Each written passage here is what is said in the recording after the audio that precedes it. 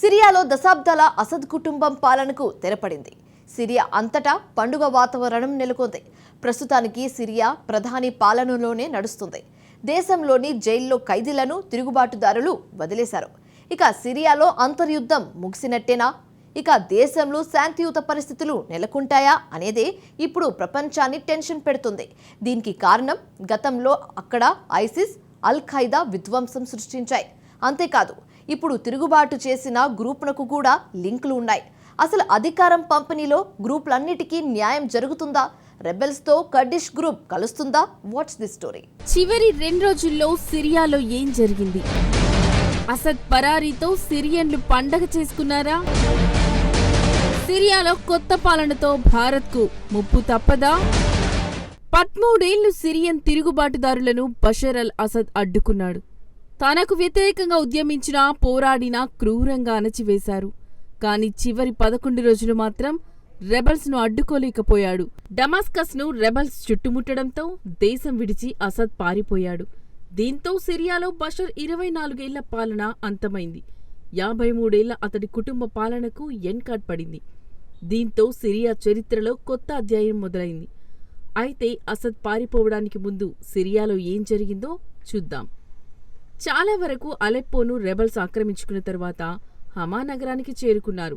హమా నగరం సిరియా రాజధాని డమాస్కస్కు 200 కిలోమీటర్ల దూరంలో ఉంటుంది.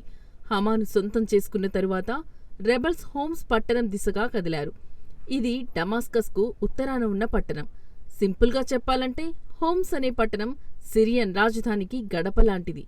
అంటే రాజధాని డమాస్కస్కు హోమ్స్ గేట్వే అన్నమాట. అయితే అసద్ సైన్యం అనుకున్నంతగా రెబల్స్పై పోరాటానికి దిగలేదు. చాలా వరకు రెబల్స్కు సైనికులు లొంగిపోయారు. మరికొందరు ఏకంగా రెబల్స్ గ్రూపుల్లోకి చేరిపోయారు. వెంటనే హోమ్స్లో సంబరాలు జరుపుకున్నారు. గాల్లోకి రెబల్స్ కాల్పులు జరిపారు. అసద్ ఫ్యామిలీకి చెందిన చిత్రాలు, విగ్రహాలను ధ్వంసం చేశారు. హోమ్స్ పట్టణాన్ని 7న రెబల్స్ స్వాధీనం చేసుకున్నారు. అక్కడికే రెబల్స్కు క్లియర్ పిక్చర్ వచ్చేసింది. రెబల్స్ లీడర్ అను మొహమ్మద్ ఆల్ జులానీ సోషల్ మీడియాలో ప్రకటించేశాడు. ఇస్లామిస్ట్ రెబల్ గ్రూప్ హెచ్టిఎస్కి జులానీ నాయకత్వం వహిస్తున్నాడు. ఈ గ్రూపే సిరియాలో తాజాగా అంతర్యుద్ధాన్ని మొదలుపెట్టింది. హోమ్స్ తరువాత ఆల్ జులానీ డమాస్కస్పై కన్నేశాడు. తాము రాజధాని సిరియాను చుట్టుముట్టినట్లు జులాస్ సోషల్ మీడియాలో పోస్ట్ చేశాడు. అంతర్యుద్ధం అక్కడితో చివరికి చేరుకుంది. కాని అక్కడ ఎలాంటి పోరాటం లేకుండానే డమాస్కస్ను రెబల్స్ చేజిక్కించుకున్నారు. అందుకు కారణం డమాస్కస్లో కూడా అసద్కు వ్యతిరేకంగా సెంటిమెంట్ కనిపించింది. అసద్ దళాలు ఎక్కడ పోరాటానికి సిద్ధపడిన దాఖలాలు కనిపించలేదు. సింపుల్గా రెబల్స్కు సిరియన్ ప్రభుత్వ దళాలు లొంగిపోయాయి. 7న రాత్రి డమాస్కస్లోకి రెబల్ దళాలు ప్రవేశించాయి. అదే సమయంలోనే అసద్ తన విమానంలో రష్యాకు పారిపోయాడు. 8న ఉదయం నాటికి డమాస్కస్ పూర్తిగా రెబల్స్ నియంత్రణలోకి వచ్చేసింది. ఆ తరువాత రెబల్స్ సిరియన్ ప్రభుత్వ టీవీ ఛానల్లో కనిపించారు. తాము డమాస్కస్ను సొంతం చేసుకున్నట్టు ప్రకటించారు. అయితే ఇప్పుడు సిరియాకు ఎవరు ఇన్ఛార్జిగా వ్యవహరిస్తున్నారు? ఆన్ రికార్డ్ ప్రస్తుతం సిరియాకు ఆ దేశ ప్రధాని ఇన్ఛార్జిగా వ్యవహరిస్తున్నారు. ప్రస్తుతానికి ప్రభుత్వాన్ని కొనసాగించాలని రెబల్స్ కోరారు. ప్రభుత్వ ఏర్పాటుకు రెబల్స్ ప్లాన్ చేసుకున్న తరువాత ప్రధాని పదవి నుంచి తప్పుకోనున్నాడు. అయితే 8న రెబల్ ఫైటర్స్ అసద్ అధ్యక్ష భవనంలోకి చొరబడ్డారు. అధ్యక్షుడికి సంబంధించిన వస్తువులను లూటీ చేశారు. అతడి కుటుంబానికి సంబంధించిన చిత్రాలను చించేశారు. అంతేకాదు అసద్ గ్యారేజ్ని కూడా గుర్తించారు. అందులో ఫెరారీ, ఆస్టన్ మార్టిన్స్, బెంట్లీస్తో పాటు రోల్స్ రాయ్స్ వంటి లగ్జరీ కార్లు కనిపించాయి. ఆ తరువాత రెబల్స్ జైళ్ల వద్దకు వెళ్లారు. గత దశాబ్దంలో తనను విమర్శించిన ఎందరినో అసద్ కారాగారంలో వేశాడు.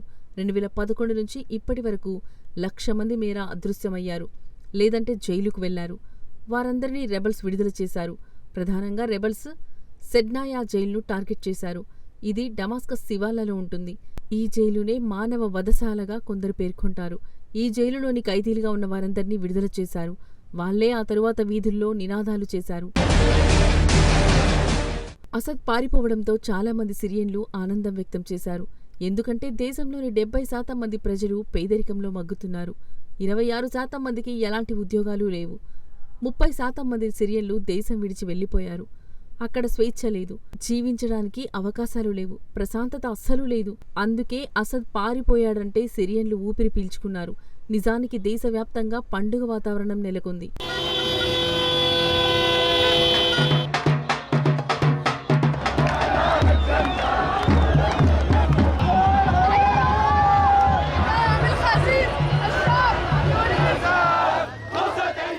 అసద్ దేశాన్ని వీడడంతో సిరియన్లు థ్రిల్లయ్యారు. మిగతా ప్రపంచం ఏమనుకుంటోంది? అసద్ పారిపోవడాన్ని అమెరికా అధ్యక్షుడు జో బైడెన్ కొనియాడారు.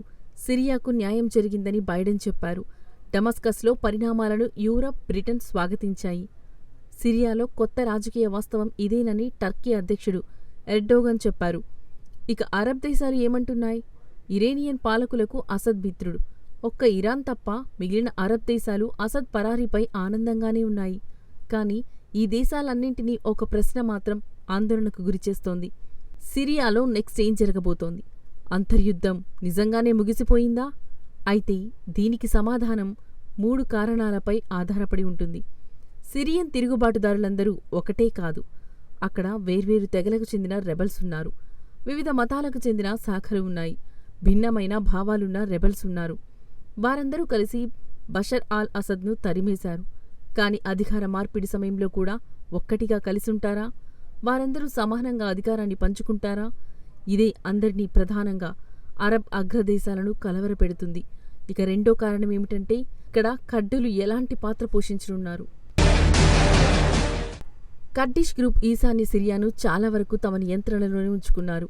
వారికి ఇస్లామిస్టు తిరుగుబాటుదారులతో సరైన సంబంధాలు లేవు. సో రెబల్స్కు కర్డిష్లు దూరంగా ఉంటే వాళ్ళు మళ్లీ పోరాటానికి దిగే అవకాశం ఉంది. ఇక మూడో కారణం ఏమిటంటే కొత్తగా ఏర్పాటయ్యే పాలనా తీరు.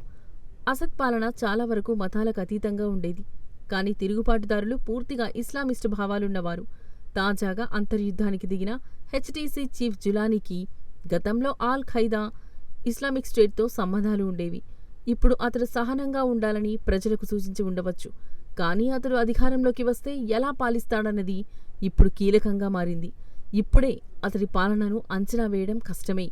కానీ ఇప్పుడు నెలకొన్న సిరియా పరిణామాలు గతంలో ఆఫ్ఘనిస్తాన్, ఇరాక్, లిబియాలోనూ చూశాం. ఆయా దేశాల్లో తిరుగుబాట్ల సమయంలో నాయకులు తియ్యటి మాటలే చెప్పారు. కానీ ఆ తరువాత కఠినంగా వ్యవహరిస్తున్నారు.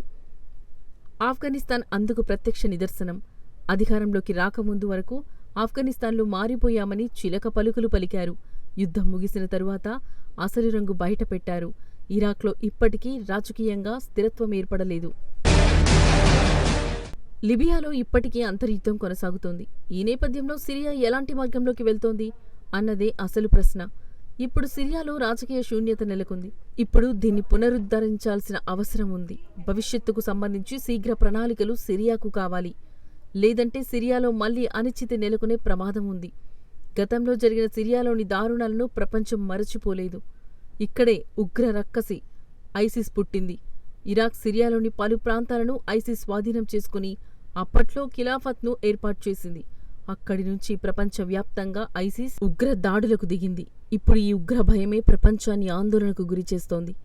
ఒకవేళ మళ్లీ ఆ ఉగ్రభూతాలు నిద్రలేస్తే ప్రపంచానికి ముప్పు తప్పదు. ఇక సిరియా ఉన్న ప్రాంతం చాలా కీలకమైనది. ఈ దేశానికి సరిహద్దుల్లో Turkiye, Lebanon, Israel, Jordan, Iraq దేశాలు ఉన్నాయి. అంతేకాదు ఈ దేశంలో విదేశీ బలగాలు కూడా ఉన్నాయి. రష్యా, ఇరాన్, అమెరికాకు చెందిన దళాలు అక్కడ తిష్టవేశాయి.